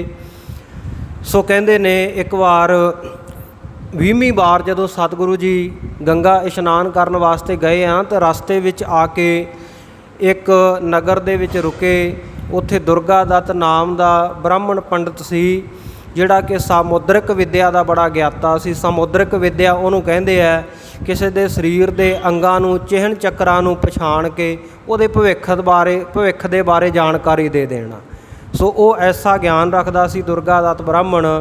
जदों इहदे उस सरां दे विच आके बाग दे विच सतगुरु जी ने आराम किया। दोपहर नूं आराम करदिआं दे ते इन्हां दे चरनां दे उत्ते नज़र पई दुर्गा दत्त ब्राह्मण दी। वेख्या कि सतगुरु जी दे पैर दे विच पद्म है, पद्म दा चिन्ह है। इन्हें सोचिया कि 2 प्रकार के लोगों के हुंदा, जां तां कोई छत्रपति राजा महाराजा होवे, उन्हां दे पैरां विच इह पद्म दा चिन्ह हुंदा है, ते जां कोई रब्बी अवतार होवे, कोई तकड़ा वली पैगंबर होवे, उहदे चरनां दे विच हुंदा है। ये एक टक दर्शन करदा रहा। जदों सतगुरु जी आराम करके उठे तो पुछया कि तुसी कौन हो, मैनू दसो भी। जे तां तुसी हो कोई बादशाह चक्रवर्ती सम्राट हो, फिर तुसी इन्ने सादे लिबास विच किवें फिरदे हो? ते जेकर तुसी कोई गुरु पीर अवतार हो, रब्बी नूर हो, तो फिर तुसी आ सेवकां दासां वाले भेष दे विच तुसी क्यों तीर्थ यात्रा करदे फिरदे हो? तुहानूं तां बैठ के उपदेश देना चाहिए है संगत नूं। तो बाबा अमरदास जी ने उस वेले कहा, भाई ये तो परमेश्वर ही जानदा मैं की है, मैनू ये बारे कुछ नहीं पता। तो आख्या तुहाडी जो आ रहायश का जो किराया बनता वो मेरे तो लै लो। दुर्गा दत्त ब्राह्मण नूं जदों देण लगे तो उन्हें मना कर दिता, कहंदा जी मैं नहीं लैना। आख्या भाई नहीं, ये साडा फर्ज बनता है, तेरे इत्थे रहायश का जो किराया बनता वो देना चाहिए सानू, ते तैनूं लैना चाहिए। आख्या महाराज ਜੇ ਤਾਂ ਤੁਸੀਂ ਹੋ ਚੱਕਰਵਰਤੀ ਸਮਰਾਟ। ਇਹਨੇ ਮਨ ਦੇ ਵਿੱਚ ਸੋਚਿਆ ਵੀ ਜੇ ਚੱਕਰਵਰਤੀ ਸਮਰਾਟ ਹੋਏ, ਕਹਿੰਦਾ ਜਦੋਂ ਮੈਂ ਤੁਹਾਨੂੰ ਦੁਬਾਰਾ ਮਿਲਿਆ ਨਾ, ਤੁਹਾਡੇ ਦਰਬਾਰ ਵਿੱਚ ਆਇਆ, ਉਸ ਵੇਲੇ ਆਪਣੀ ਭੇਟਾ ਲਵਾਂਗਾ ਅਤੇ ਤੁਸੀਂ ਬਚਨ ਕਰੋ ਵੀ ਜੋ ਮੈਂ ਮੰਗਾਂਗਾ ਉਸ ਵੇਲੇ ਉਹ ਮੈਨੂੰ ਦੇ ਦਿਓਗੇ। ਇਹਨੇ ਸੋਚਿਆ ਵੀ ਜੇ ਚੱਕਰਵਰਤੀ ਸਮਰਾਟ ਹੋਏ, ਰਾਜੇ ਹੋਏ, ਤਾਂ ਹੁਣ ਇਹਨਾਂ ਨੇ ਥੋੜ੍ਹੀ ਮਾਇਆ ਦੇਣੀ ਆ ਅਤੇ ਉਸ ਵੇਲੇ ਮੈਂ ਪੁਸ਼ਤਾਂ ਵਾਸਤੇ ਮੰਗ ਲਵਾਂਗਾ, ਬਚਨ ਲੈ ਲੈਣਾ। ਅਤੇ ਜੇਕਰ ਇਹ ਹੋਏ ਗੁਰੂ ਪੀਰ, ਫਿਰ ਮੇਰੀ ਇਹ ਮੰਗ ਹੋਵੇਗੀ ਨਹੀਂ, ਫਿਰ ਮੈਂ ਇਹਨਾਂ ਤੋਂ ਮੁਕਤੀ ਦਾ ਦਾਨ ਮੰਗਾਂਗਾ। ਇਹ ਸੋਚ ਕੇ ਫਿਰ ਸਤਿਗੁਰੂ ਜੀ ਤੋਂ ਵਚਨ ਲੈ ਲਿਆ। ਸਤਿਗੁਰਾਂ ਨੇ ਤਥਾ ਅਸਤੂ ਕਹਿ ਦਿੱਤਾ ਕਿ ਆ ਪੁਰਖਾ ਚੱਲ ਕੋਈ ਨਹੀਂ, ਤੇਰੀ ਮਰਜ਼ੀ ਹੈ। ਉਸ ਤੋਂ ਬਾਅਦ ਸਤਿਗੁਰ ਸੱਚੇ ਪਾਤਸ਼ਾਹ ਜੀ ਜਿਸ ਵੇਲੇ ਬਾਸਰ ਕੇ ਗਿੱਲਾਂ ਆਪਣੇ ਘਰ ਪਰਤਦੇ ਹੈ, ਰਸਤੇ ਵਿੱਚ ਇਹਨਾਂ ਨੂੰ ਇੱਕ ਕੋਈ ਹੋਰ ਬ੍ਰਹਮਚਾਰੀ ਸਾਧੂ ਮਿਲਿਆ, ਸੰਨਿਆਸੀ ਸਾਧੂ ਮਿਲਿਆ। ਉਹਨੇ ਵੇਖਿਆ ਵੀ ਇਹ ਤੀਰਥਾਂ 'ਤੇ ਯਾਤਰਾ ਕਰਨ ਵਾਲੇ ਆ, ਬੜੇ ਨਿਯਮ ਵਾਲੇ ਹੋਣਗੇ। ਸ਼ਰਧਾ ਭਾਵਨਾ ਦੇ ਨਾਲ ਸਤਿਗੁਰੂ ਨੇ, ਬਾਬਾ ਅਮਰਦਾਸ ਜੀ ਨੇ ਉਹਨਾਂ ਦੀ ਸੇਵਾ ਕੀਤੀ ਅਤੇ ਉਹ ਘਰ ਦੇ ਵਿੱਚ ਹੀ ਆ ਗਿਆ। ਘਰ ਵਿੱਚ ਰੱਖ ਕੇ ਰਾਤ ਉਹਨਾਂ ਨੂੰ ਬਤੀਤ ਕਰਵਾਈ, ਲੰਗਰ ਪਾਣੀ, ਪ੍ਰਸ਼ਾਦੇ ਪਾਣੀ ਦੀ ਵਧੀਆ ਤਰੀਕੇ ਨਾਲ ਸੇਵਾ ਕੀਤੀ। ਰਾਤ ਜਦੋਂ ਗੱਲਾਂ ਬਾਤਾਂ ਕਰਦੇ ਅਤੇ ਗੱਲਾਂ ਕਰਦਿਆਂ ਕਰਦਿਆਂ ਜਦੋਂ ਗੱਲ ਚੱਲੀ ਨਾ ਗੁਰੂ ਦੀ, ਅਤੇ ਉਸ ਵੇਲੇ ਇਹ ਬ੍ਰਹਮਚਾਰੀ ਸਾਧੂ ਕਹਿਣ ਲੱਗਾ ਵੀ ਮੈਂ ਤਾਂ ਗੁਰੂ ਜਿਨ੍ਹਾਂ ਨੇ ਧਾਰਨ ਕੀਤਾ ਤੁਹਾਡੇ ਵਰਗੇ ਪੁਰਖਾਂ ਦੇ ਕੋਲ ਹੀ ਆ ਕੇ ਰੁਕਦਾ, ਇਹ ਮੇਰਾ ਨਿਯਮ ਹੈ। ਅਤੇ ਜਦੋਂ ਗੁਰੂ ਦੀ ਗੱਲ ਚੱਲੀ ਨਾ, ਉਸ ਵੇਲੇ ਬਾਬਾ ਅਮਰਦਾਸ ਜੀ ਦੇ ਸੀਨੇ ਵਿੱਚ ਇੱਕਦਮ ਖਿੱਚ ਪਈ, ਕਸ਼ਿਸ਼ ਪਈ, ਅਤੇ ਉਹ ਸੰਨਿਆਸੀ ਸਾਧੂ ਨੂੰ ਸੱਚ ਦੱਸ ਦਿੱਤਾ। ਕਹਿੰਦੇ ਮੈਂ ਤਾਂ ਹਾਲੇ ਤੱਕ ਗੁਰੂ ਕੋਈ ਧਾਰਨ ਨਹੀਂ ਕੀਤਾ। ਉਹ ਸੰਨਿਆਸੀ ਸਾਧੂ ਇੱਕਦਮ ਇੰਨਾ ਗੁੱਸੇ ਵਿੱਚ ਆਇਆ, ਉੱਠ ਕੇ ਤੁਰ ਪਿਆ। ਕਹਿੰਦਾ ਮੇਰਾ ਤਾਂ ਜਨਮ ਭ੍ਰਸ਼ਟ ਕਰ ਦਿੱਤਾ, ਮੇਰਾ ਤਾਂ ਨਿਯਮ ਸੀ ਵੀ ਜਿਹੜਾ ਗੁਰੂ ਵਾਲਾ ਹੋਵੇਗਾ ਉਹਦੇ ਹੱਥੋਂ ਹੀ, ਉਹਦੇ ਘਰੋਂ ਹੀ ਛਕਣਾ, ਅਤੇ ਮੈਂ ਨਗੁਰੇ ਦੇ ਹੱਥੋਂ ਛਕ ਲਿਆ, ਅਤੇ ਤਾਂ ਬੜੀ ਮਾੜੀ ਗੱਲ ਹੈ। ਸੋ ਸਾਧੂ ਜਿਹੜਾ ਸੀ ਉਹ ਰਾਤ ਨੂੰ ਹੀ ਇਸ ਤਰ੍ਹਾਂ ਝਗੜਾ ਕਰਕੇ ਬੁਰਾ ਭਲਾ ਬੋਲ ਕੇ ਤੁਰਦਾ ਬਣਿਆ। ਬਾਬਾ ਅਮਰਦਾਸ ਜੀ ਸਾਰੀ ਰਾਤ ਪਸਲੇਟੇ ਮਾਰਦੇ ਰਹੇ, ਨੀਂਦ ਨਾ ਆਈ, ਕਿਉਂਕਿ ਗੁਰੂ ਪ੍ਰਤੀ ਖਿੱਚ ਪੈਦਾ ਹੋ ਗਈ। ਜਦੋਂ ਭਾਗ ਜਾਗਦਾ ਨਾ ਗੁਰਮੁਖੋ, ਗੁਰੂ ਪ੍ਰਤੀ ਖਿੱਚ ਪੈਦਾ ਹੁੰਦੀ ਹੈ, ਉਸ ਵੇਲੇ ਨੀਂਦ ਫਿਰ ਉੱਡ ਜਾਂਦੀ ਹੁੰਦੀ ਹੈ। ਉਸ ਵੇਲੇ ਇਹੀ ਹੁੰਦਾ ਮਨ ਵਿੱਚ ਭਾਵਨਾ ਕਿ ਗੁਰੂ ਨੂੰ ਕਿਹੜੇ ਵੇਲੇ ਜਾ ਕੇ ਮਿਲ ਲਵਾਂ। ਖੰਭ ਵਿਕਾਂਦੜੇ ਜੇਲ ਹਾਂ ਕਿੰਨਾ ਸਾਵੀ ਤੋਲ। ਉਸ ਵੇਲੇ ਤਾਂ ਇਹ ਹੋ ਜਾਂਦਾ ਵੀ ਜੇ ਖੰਭ ਵਿਕਦੇ ਹੋਏ ਮਿਲ ਜਾਣ ਨਾ, ਅਤੇ ਉਡਾਰੀ ਮਾਰ ਕੇ ਉਹ ਖੰਭ ਲਾ ਕੇ ਗੁਰੂ ਕੋਲ ਪਹੁੰਚ ਜਾਵਾਂ। ਗੁਰੂ ਮਿਲਣ ਦੀ ਇਹ ਤੀਬਰ ਇੱਛਾ ਪੈਦਾ ਹੋਈ। ਅੰਮ੍ਰਿਤ ਵੇਲਾ ਹੋਇਆ ਅਤੇ ਸਬੱਬ ਐਸਾ ਬਣਿਆ, ਬੀਬੀ ਅਮਰੋ ਜੀ ਸਤਿਗੁਰੂ ਜੀ ਦੇ ਜਿਹੜੇ ਨੂੰਹ ਲੱਗਦੇ ਆ, ਰਿਸ਼ਤੇ ਵਿੱਚ ਉਹ ਭਰਾ ਦੀ ਨੂੰਹ ਹੈ। ਅੰਮ੍ਰਿਤ ਵੇਲੇ ਉੱਠੇ ਨਿਯਮ ਦੇ ਮੁਤਾਬਕ, ਅਤੇ ਉਹਨਾਂ ਨੇ ਦੁੱਧ ਦੇ ਵਿੱਚ ਲੱਸੀ, ਆਪਣਾ ਦਹੀਂ ਦੇ ਵਿੱਚ ਮਧਾਣੀ ਪਾਈ, ਚਾਟੀ ਦੇ ਵਿੱਚ ਰਿੜਕਣ ਲੱਗੇ। ਨਾਲ ਨਾਲ ਆਸਾ ਦੀ ਵਾਰ ਦਾ ਪਾਠ ਸ਼ੁਰੂ ਕੀਤਾ। ਜਦੋਂ ਆਸਾ ਦੀ ਵਾਰ ਦੇ ਰਸ ਭਿੰਨੇ ਬੋਲ ਬਾਬਾ ਅਮਰਦਾਸ ਜੀ ਦੇ ਕੰਨਾਂ ਦੇ ਵਿੱਚ ਪਏ ਤਾਂ ਉੱਠ ਕੇ ਨੇੜੇ ਚਲੇ ਗਏ। ਓਲੇ ਜੇ ਹੋ ਕੇ ਲੁਕ ਕੇ ਛੁਪ ਕੇ ਖੜ੍ਹ ਗਏ ਕਿ ਮਤਾ ਕਿਤੇ ਐਸਾ ਨਾ ਹੋਵੇ ਨੂੰਹ ਰਾਣੀ ਮੈਨੂੰ ਸਾਹਮਣੇ ਵੇਖੇ, ਕਿਤੇ ਸ਼ਰਮਾ ਕੇ ਇਹ ਭਜਨ ਕਰਨਾ ਬੰਦ ਹੀ ਨਾ ਕਰ ਦੇਵੇ। ਅਤੇ ਜਿਹੜੀ ਬਾਣੀ ਮੇਰੇ ਮਨ ਨੂੰ ਠਾਰ ਰਹੀ ਹੈ, ਜੇ ਇਹ ਜਾਪ ਬੰਦ ਹੋ ਗਿਆ ਤਾਂ ਮੁੜ ਕੇ ਫਿਰ ਉਹੀ ਬੇਚੈਨੀ ਮਨ ਦੇ ਵਿੱਚ ਪੈਦਾ ਹੋ ਜਾਵੇਗੀ। ਤਾਂ ਉਸ ਵੇਲੇ ਓਲੇ ਬਹਿ ਕੇ ਸੁਣਦੇ ਰਹੇ। ਜਦੋਂ ਇਹ ਬੀਬੀ ਜੀ ਦੀ ਨਜ਼ਰ ਪਈ ਅਤੇ ਉਸ ਵੇਲੇ ਉਹਨਾਂ ਨੇ ਬੰਦ ਕਰ ਦਿੱਤਾ ਅਤੇ ਆਖਿਆ ਪੁੱਤਰੀ ਬੰਦ ਨਾ ਕਰ, ਇਹ ਬੜੀ ਰਸ ਭਿੰਨੀ ਬਾਣੀ ਹੈ, ਇਹਨੂੰ ਇਸੇ ਤਰ੍ਹਾਂ ਚਾਲੂ ਰੱਖ। ਪਿਤਾ ਸਮਾਨ ਬਜ਼ੁਰਗਾਂ ਦਾ ਬਚਨ ਮੰਨ ਕੇ ਬੀਬੀ ਅਮਰੋ ਜੀ ਨੇ ਫਿਰ ਉਹ ਬਾਣੀ ਉਸੇ ਤਰ੍ਹਾਂ ਚਾਲੂ ਕੀਤੀ। ਜਦੋਂ ਪੜ੍ਹਿਆ ਬਲਿਹਾਰੀ ਗੁਰ ਆਪਣੇ ਦਿਉਹਾੜੀ ਸਦਵਾਰ, ਜਿਨ ਮਾਨਸ ਤੇ ਦੇਵਤੇ ਕੀਏ ਕਰਤ ਨ ਲਾਗੀ ਵਾਰ, ਜੇ ਸੋ ਚੰਦਾ ਉਗਵੈ ਸੂਰਜ ਚੜ੍ਹੈ ਹਜ਼ਾਰ, ਇਹਤੇ ਚਾਨਣ ਹੁੰਦਿਆਂ ਗੁਰ ਬਿਨ ਘੋਰ ਅੰਧਾਰ।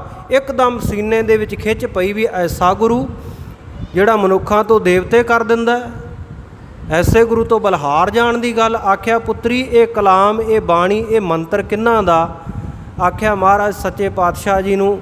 ਉਸ ਵੇਲੇ ਆਖਣ ਲੱਗੇ ਬਾਬਾ ਜੀ, ਪਿਤਾ ਜੀ, ਇਹ ਸਤਿਗੁਰੂ ਨਾਨਕ ਦੇਵ ਮਹਾਰਾਜ ਸੱਚੇ ਪਾਤਸ਼ਾਹ ਜੀ ਦੀ ਬਾਣੀ ਹੈ,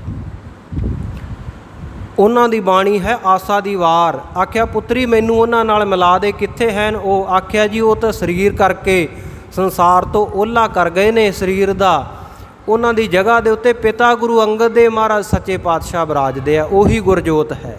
ਆਖਿਆ ਪੁੱਤਰੀ ਮੈਨੂੰ ਉਹਨਾਂ ਕੋਲ ਲੈ ਚੱਲ। ਅਤੇ ਆਖਿਆ ਪਿਤਾ ਜੀ, ਜਿਸ ਵੇਲੇ ਮੈਂ ਤੁਹਾਡੇ ਘਰ ਵਿੱਚ ਵਿਆਹ ਕੇ ਆਈ ਸਾਂ ਨਾ, ਤਾਂ ਡੋਲੀ ਤੁਰਨ ਵੇਲੇ, ਮੈਨੂੰ ਡੋਲੀ ਪਾਉਣ ਵੇਲੇ ਪਿਤਾ ਗੁਰੂ ਜੀ ਨੇ ਇੱਕ ਬਚਨ ਕੀਤਾ ਸੀ, ਪੁੱਤਰੀ ਜਦੋਂ ਤੱਕ ਧੀ ਆਪਣੇ ਸਹੁਰੇ ਆਪਣੇ ਪੇਕੇ ਘਰ ਵਿੱਚ ਹੁੰਦੀ ਹੈ ਉਦੋਂ ਤੱਕ ਉਹਦਾ ਫਰਜ਼ ਬਣਦਾ ਹੈ ਮਾਤਾ ਪਿਤਾ ਦੀ ਆਗਿਆ ਦਾ ਪਾਲਣ ਕਰਨਾ।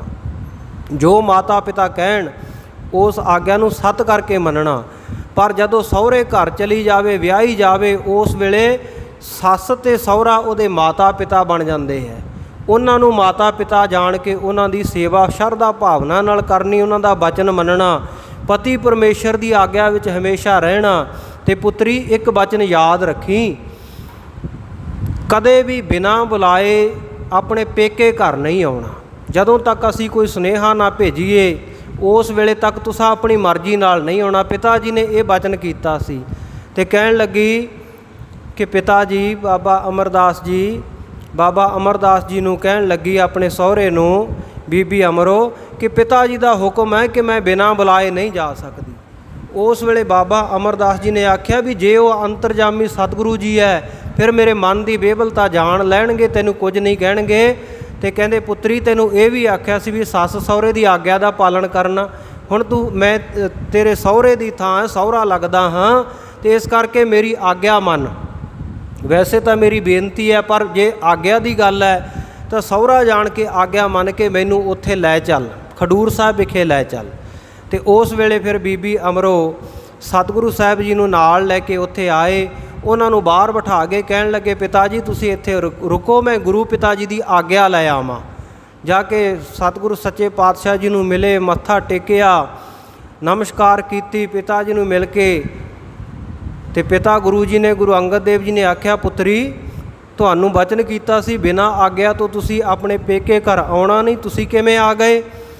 ਆਖਿਆ ਪਿਤਾ ਜੀ ਆਪ ਜੀ ਨੇ ਜਿਸ ਘਰ ਮੈਨੂੰ ਵਿਆਹਿਆ ਮੇਰੇ ਸਹੁਰਾ ਪਿਤਾ ਜੀ ਉਹਨਾਂ ਦੀ ਆਗਿਆ ਹੋ ਗਈ ਸੀ ਕਿ ਜਾਣਾ, ਸੋ ਮੈਂ ਉਹਨਾਂ ਨੂੰ ਨਾਲ ਲੈ ਕੇ ਆਈ ਹਾਂ। ਅਤੇ ਆਖਿਆ ਪੁੱਤਰੀ ਜੇ ਉਹਨਾਂ ਨੂੰ ਨਾਲ ਲੈ ਕੇ ਆਈ ਹਾਂ ਤਾਂ ਫਿਰ ਬਾਹਰ ਕਿਉਂ ਬਿਠਾਇਆ? ਜਾ ਜਲਦੀ ਦੇ ਕੇ ਉਹਨਾਂ ਨੂੰ ਬੁਲਾ ਕੇ ਲੈ ਕੇ ਆ। ਬਾਬਾ ਅਮਰਦਾਸ ਜੀ ਬੀਬੀ ਅਮਰੋ ਜੀ ਦੇ ਨਾਲ ਸਤਿਗੁਰੂ ਅੰਗਦ ਦੇਵ ਮਹਾਰਾਜ ਸੱਚੇ ਪਾਤਸ਼ਾਹ ਜੀ ਦੇ ਦਰਬਾਰ ਪਹੁੰਚੇ ਤਾਂ ਸਤਿਗੁਰੂ ਅੰਗਦ ਦੇਵ ਮਹਾਰਾਜ ਸੱਚੇ ਪਾਤਸ਼ਾਹ ਜੀ ਕੁੜਮਾਚਾਰੀ ਵਿੱਚ ਸਤਿਕਾਰ ਕਰਨ ਦੇ ਲਈ ਉੱਠ ਖੜ੍ਹੇ ਹੋਏ। ਜਦੋਂ ਬਾਹਾਂ ਪਸਾਰੀਆਂ ਅੱਗੇ ਮਿਲਣ ਦੇ ਲਈ ਤਾਂ ਕੀ ਅਜੀਬ ਕੌਤਕ ਵਰਤਿਆ। ਬਾਬਾ ਅਮਰਦਾਸ ਜੀ ਜਿਹੜੇ ਕੁੜਮ ਲੱਗਦੇ ਆ ਸਤਿਗੁਰੂ ਅੰਗਦ ਦੇਵ ਮਹਾਰਾਜ ਸੱਚੇ ਪਾਤਸ਼ਾਹ ਜੀ ਦੇ ਚਰਨਾਂ ਦੇ ਉੱਤੇ ਢਹਿ ਪਏ। ਬੋਲੋ ਸਤਨਾਮ। ਦੁਨਿਆਵੀ ਰਿਸ਼ਤਾ ਨਹੀਂ ਵੇਖਿਆ। ਆਮ ਤਾਂ ਆਪਾਂ ਵੇਖਦੇ ਹਾਂ ਵੀ ਲੜਕੇ ਵਾਲੇ ਲੜਕੀ ਵਾਲਿਆਂ ਨਾਲੋਂ ਆਪਣੇ ਆਪ ਨੂੰ ਉੱਚਾ ਸਮਝਦੇ ਆ ਵੀ ਅਸੀਂ ਲੜਕੇ ਵਾਲੇ ਹਾਂ, ਅਸੀਂ ਕੁੜਮ ਹੈ, ਕੁੜਮਾਚਾਰੀ ਹੈ ਸਾਡੀ। ਅਤੇ ਕਈ ਵਾਰੀ ਇਸੇ ਗੱਲੋਂ ਹੀ ਕਈ ਵਾਰੀ ਝਗੜੇ ਮਨ ਮੁਟਾਵ ਵੱਧ ਜਾਂਦਾ ਵੀ ਅਸੀਂ ਵੱਡੇ ਸੀ, ਅਸੀਂ ਲੜਕੇ ਵਾਲੇ ਸੀ, ਪਹਿਲਾਂ ਤੁਹਾਨੂੰ ਬੁਲਾਉਣਾ ਚਾਹੀਦਾ ਸੀ, ਤੁਹਾਨੂੰ ਦੁਆ ਸਲਾਮ ਕਰਨੀ ਚਾਹੀਦੀ ਸੀ। ਦੁਨੀਆ ਵਿੱਚ ਹੁੰਦਾ ਹੀ ਹੈ ਸਭ ਕੁਝ। ਪਰ ਬਾਬਾ ਅਮਰਦਾਸ ਜੀ ਉਹਨਾਂ ਨੇ ਗੁਰੂ ਭਾਵਨਾ ਕਰਕੇ ਮੱਥਾ ਟੇਕਿਆ। ਅਤੇ ਹੁਣ ਮੈਂ ਗੁਰਮੁਖ ਪਿਆਰੋ ਸੰਖੇਪ ਕਰਾਂ ਕਿਉਂਕਿ ਸਮਾਂ ਉੱਪਰ ਜਾ ਰਿਹਾ। ਫਿਰ ਸਤਿਗੁਰੂ ਅੰਗਦ ਦੇਵ ਮਹਾਰਾਜ ਸੱਚੇ ਪਾਤਸ਼ਾਹ ਜੀ ਦੇ ਚਰਨਾਂ ਦੇ ਭੌਰੇ ਬਣ ਕੇ, ਸ਼ਿਸ਼ ਬਣ ਕੇ ਉੱਥੇ ਰਹਿ ਗਏ। 12 ਸਾਲ ਗਾਗਰ ਢੋਣ ਦੀ ਸੇਵਾ ਕੀਤੀ। 1.5 ਪਹਿਰ ਰਾਤ ਰਹਿੰਦੀ, ਉੱਠ ਖਲੋਣਾ, ਆਪ ਇਸ਼ਨਾਨ ਪਾਨ ਕਰਨਾ, ਸਤਿਗੁਰੂ ਜੀ ਵਾਸਤੇ ਸੁੱਚਾ ਜਲ ਗਾਗਰ ਭਰ ਕੇ ਬਿਆਸਾ ਦਰਿਆ ਤੋਂ ਲੈ ਕੇ ਆਉਣਾ। ਇਉਂ ਗੁਰਮੁਖ ਪਿਆਰਿਓ ਹਰ ਸਾਲ ਸਤਿਗੁਰੂ ਜੀ ਇੱਕ ਸਰੋਪਾ ਉਹ ਬਖਸ਼ ਦਿੰਦੇ। ਬਾਬਾ ਅਮਰਦਾਸ ਜੀ ਖੁਸ਼ੀ ਦੇ ਨਾਲ ਸਿਰ ਦੇ ਉੱਤੇ ਲਪੇਟ ਲੈਂਦੇ। ਫਿਰ ਅਗਲੇ ਸਾਲ ਸਰੋਪਾ ਉਹ, ਇਉਂ 12 ਸਰੋਪਾ ਉਹ ਸਤਿਗੁਰੂ ਜੀ ਨੇ ਬਖਸ਼ਿਸ਼ ਕੀਤੇ।